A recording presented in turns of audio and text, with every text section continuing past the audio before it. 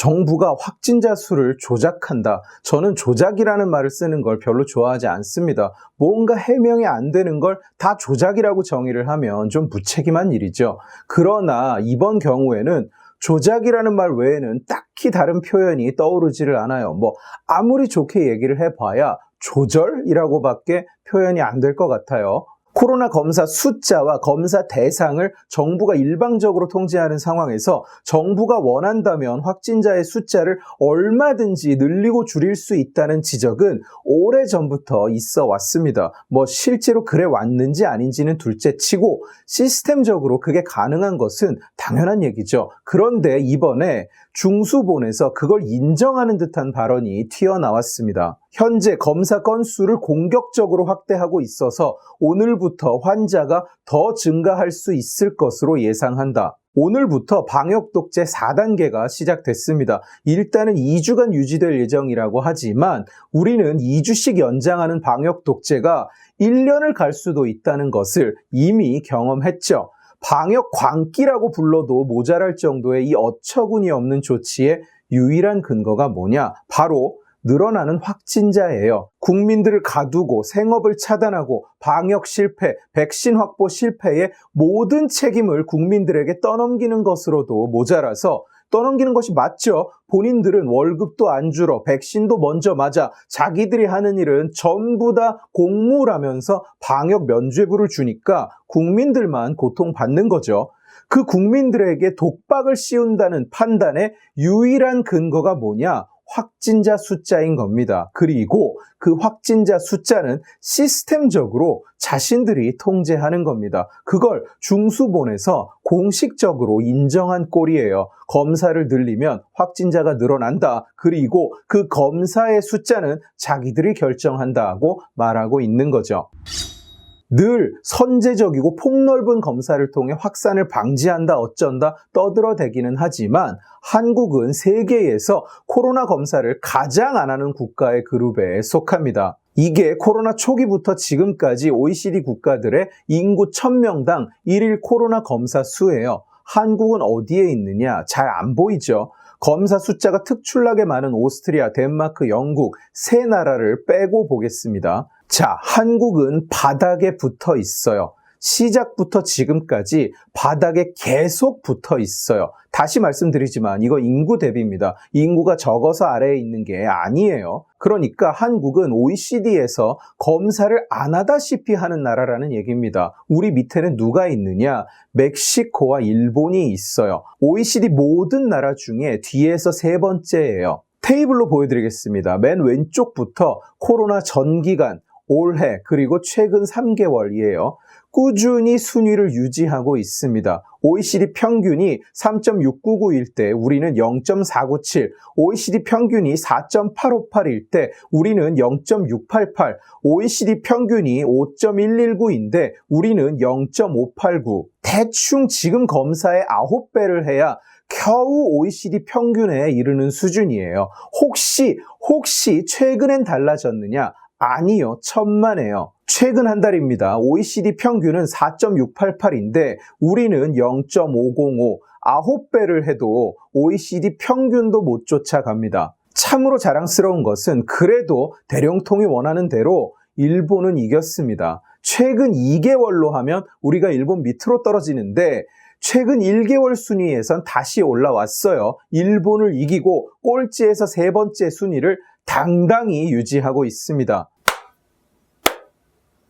제 최근 영상도 방역 독재를 주제로 다뤘는데 몇 명이 이런 리플을 달았더라고요. 우리나라는 확진 날 사람만 고르고 골라서 검사를 하기 때문에 검사 숫자가 적은 거다. 과연 그럴까요? 지금 보여드리는 차트는 OECD 국가들의 테스트와 확진자의 비율을 보여주는 것입니다. 위에 있을수록 테스트 숫자에 비해서 확진자가 적은, 달리 말하면 테스트를 비선별적으로 마구 했다는 뜻이고, 아래쪽에 있을수록 테스트 숫자에 비해서 확진자가 많은, 달리 말하면 테스트 대상을 고르고 골라서 확진될 것 같은 사람만 골라서 테스트를 했다는 뜻입니다. 그러니까 만약에 우리가 정말 확진될 사람만 고르고 골라서 테스트를 진행했기 때문에 검사 숫자가 낮다는 말이 사실이라면 이 차트상에서 한국은 아래쪽에 있어야 해요. 그런데 아니죠. 오히려 중간 이상이죠. 실제로 순위로도 OECD 5위예요. 검사 숫자로는 꼴찌에서 세 번째인 나라가 확진자 대비 검사 숫자는 OECD 5위예요. 이 말은 무슨 뜻이냐? 한국은 딱히 다른 나라에 비해서 검사 대상을 선별적으로 정하지 않았다는 겁니다. 오히려 OECD 다른 국가들에 비해서 비교적 검사를 비선별적으로 아무나 막 했다는 거예요. 그러니까 우리나라가 확진될 대상만 골라서 검사를 했기 때문에 검사 숫자가 적다는 말은 거짓말입니다. 자, 그렇다면 현재의 확진율이 유지된다고 가정할 때 우리가 OECD 평균만큼만, 딱 정말 평균만큼만 검사를 한다면 확진자는 몇 명이 나올까요? 최근 1개월 기준 OECD 국가들의 평균 검사 수는 인구 1000명당 4.688명, 우리의 9.28배나 됩니다. 이 숫자를 어제 확진자 1324명에 대입해보면 확진자는 한 방에 12,287명으로 증가해요. 12,287명, OECD 평균 수준으로만 검사를 해도 12,287명이에요. 자, 물론 확진율은 정확히 현재 수준이 유지되지는 않을 겁니다. 오를 가능성도 물론 있겠지만 높은 확률로 감소하겠죠. 그러나 얼마나 감소할까요? 검사를 9.28배 많이 하면 확진율이 9.28분의 1로 떨어질까요? 아니라는 얘기예요. 저들이 주장하는 것처럼 우리가 검사 대상을 고르고 골라서 확진 날 사람만 테스트를 하고 있는 것이 아니기 때문에 검사 대상을 큰 폭으로 늘리면 확진자 역시 큰 폭으로 늘어나는 것이 당연하죠. 달리 말하면 정부는 얼마든지 확진자 숫자를 컨트롤할 수 있어요. 100명, 200명, 500명, 2000명, 3000명, 10,000명 숫자를 대충 맞춰 넣을 수도 있어요. 그런데 제가 바로 최근 영상에서도 말을 했었습니다만 예를 들어 검사 숫자를 10배로 늘려서 확진자가 5배 나왔다고 친다면 우리 삶에 어떤 변화가 있을까요? 일상이 똑같아요. 그냥 어제, 오늘, 내일 우리 일상이 똑같습니다. 그런데 검사만 10배 하면 확진자는 늘겠죠. 적어도 수천 명, 10,000명을 넘나들 수도 있습니다. 그러나 확진자가 많이 나왔다고 해서, 확진자가 그렇게 많이 나왔다고 해서 우리가 갑자기 건강이 안 좋아지고 막 쓰러지고 실려가고 하나요? 아니죠. 그러면 확진자가 늘었다고, 오직 확진자만 늘었다고 국민들을 방역 독재로 찍어 누른다는 아이디어가 과연 올바른 것일까요? 많은 분들이 백신에 대해서 오해를 하고 계십니다. 백신은 감염을 막는 역할만 하는 것이 아닙니다. 백신은 감염이 되더라도 그 질병이 중증으로 진행되지 않게 하는 역할을 해요. 1차적으로 몸에 방어막을 치고 설사 그 방어막이 뚫리더라도 그 병을 이겨낼 수 있게 만들어주는 것이 백신이에요. 지금 보고 계신 차트는 한국, 영국, 미국, 이스라엘의 백신 접종률과 코로나 신규 발생 그리고 코로나로 인한 사망건을 보여주는 차트입니다.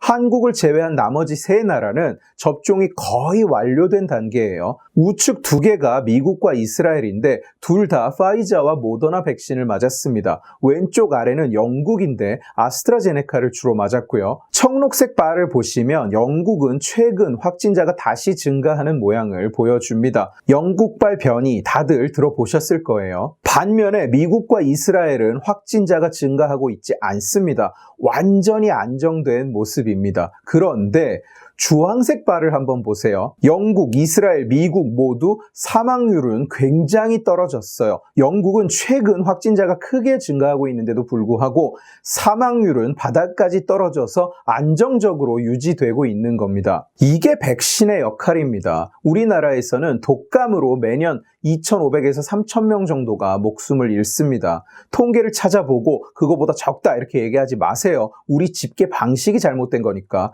감염학회에 물어보시면 저랑 똑같이 얘기할 겁니다. 그러나 우리는 독감의 종식을 이야기하지 않아요. 전 세계 그 어느 나라도 인플루엔자를 종식시키겠다, 지구상에서 없어지게 하겠다고 말하지 않아요. 그리고 두려움에 떨지도 않습니다. 대비하고 조심하고 그렇게 살아갑니다. 사람들이 공포에 떨던 신종플루, 사스, 이제는 그냥 독감 취급을 받아요. 없어지지는 않았지만 주사 미리 맞고 걸리면 약 먹으면 되는 독감이 됐습니다. 영국을 비롯한 유럽 사람들이 마스크를 벗었다. 싱가폴이 확진자 카운트를 멈추고 마스크를 벗고 일상으로 돌아갔다고 한국 언론들은 영국 방역 포기, 싱가폴 방역 포기 이따위 헛소리를 하고 있어요. 그러면서 우리는 K-방역이 있어서 포기할 필요가 없다고 떠들죠.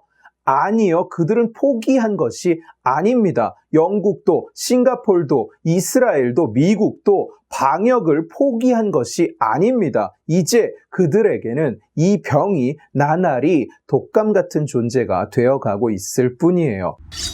언제까지 우리는 이런 압제 속에서 살아야 합니까? 언제까지 확진자 숫자라는 지네 마음대로 통제와 조절이 가능한 수치 하나만을 근거로 국민을 억압하고 국민의 재산권을 위협하고 국민의 신체의 자유, 종교의 자유를 박탈할 겁니까? 언제까지 700만이 넘는 자영업자와 2천만에 이르는 그 가족들과 피고용인들에게 희생을 강요할 건가요? 오직 그 확진자 숫자라는 것 하나만을 근거로 망하고 길거리에 나 앉은 사람들, 집을 팔고 대출을 받아서 문을 열지도 못하는 가게 월세와 인건비를 내고 있는 사람들에게 말해보세요. 현재 검사 건수를 공격적으로 확대하고 있어서 오늘부터 확진자가 더 증가할 수 있을 것이라고, 이번 달 말까지 확진자 많이 나올 겁니다. 왜냐하면 검사를 늘렸거든요 라고 당당하게 말해보세요. 자영업자들의 눈을 똑바로 보면서 국민들의 얼굴에다 대고 이야기해보세요. 정부 나부랭이 어용 전문가 쓰레기 여러분, 살인자라면서 꽥꽥대던 8.15 집회가 끝나자마자 저들은 검사 숫자를 늘렸습니다. 그리고 보수단체가 대유행의 원인이라고 주장했어요. 지금은 4차 대유행이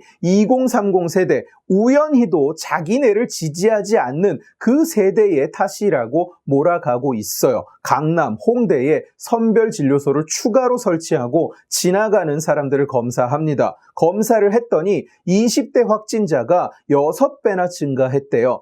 당연하죠. 강남, 홍대에 지나는 사람들을 대상으로 검사를 하니까 지나는 사람들이 전부 20대니까. 여러분 기억하세요. 그리고 주변에 전하세요. 저들이 얼마나 근거 없이 국민들을 쥐어짜고 괴롭히고 탄압했는지를, 그 덕분에 국민들이 얼마나 고통받았는지를, 그리고 저 무능하고 악독한 놈들은 앞으로도 얼마든지 이런 짓을 눈 하나 깜짝 안 하고 벌일 수 있다는 사실을, 다음에 또 이런 일이 벌어지면 저놈들이 그때는 백신을 구해올 수 있을까요? 천만에요. 그때도 국민들을 가둬놓고 K방역 타령이나 하고 있을 겁니다. 오늘 지식의 칼은 여기까지입니다. 재미있게 보셨으면 지식의 칼 채널을 구독해 주시고 이 영상을 주변에 공유해 주세요. 여러분들이 공유해 주시면 설득은 제가 하겠습니다. 고맙습니다.